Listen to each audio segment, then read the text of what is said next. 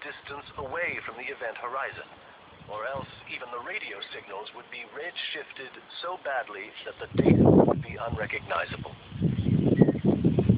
Step 4. Construct a black hole in slow motion.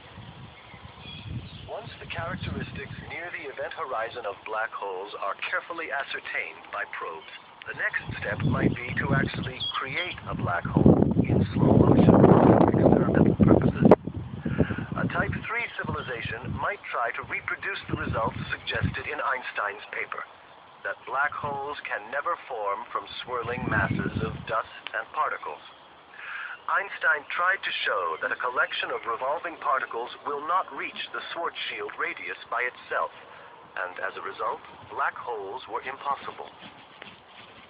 Swirling masses, by themselves, might not contract to a black hole, but this leaves open the possibility that one may artificially inject new energy and matter slowly into the spinning system, forcing the masses to gradually pass within the Schwarzschild radius. In this way, a civilization could manipulate the formation of a black hole in a controlled way.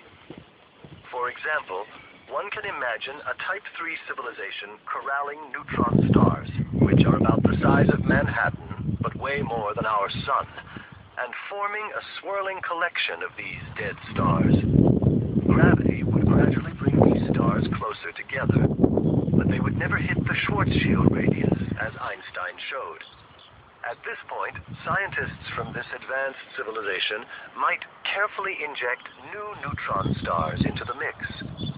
This might be enough to tip the balance, causing this swirling mass of neutron material to collapse to within the Schwarzschild radius. As a result, the collection of stars would collapse into a spinning ring, the Kerr black hole.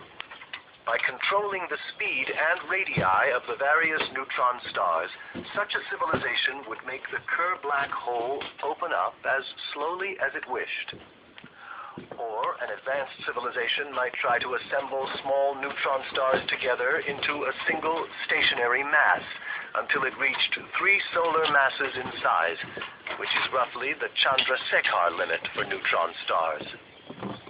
Beyond this limit, the star would implode into a black hole by its own gravity.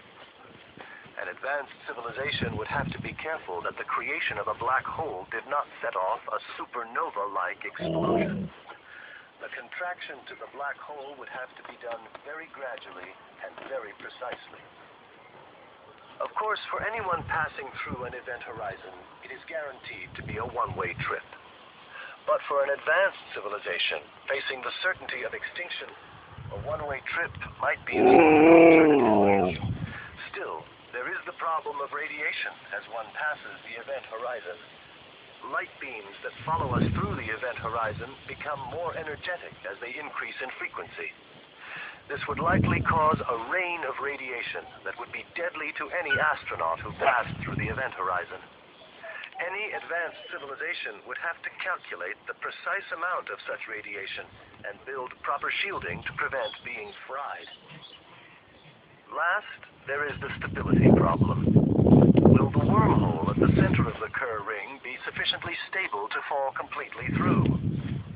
The mathematics of this question are not totally clear, since we would have to use a quantum theory of gravity to do a proper calculation. It may turn out that the Kerr ring is stable under certain very restrictive conditions as matter falls through the wormhole.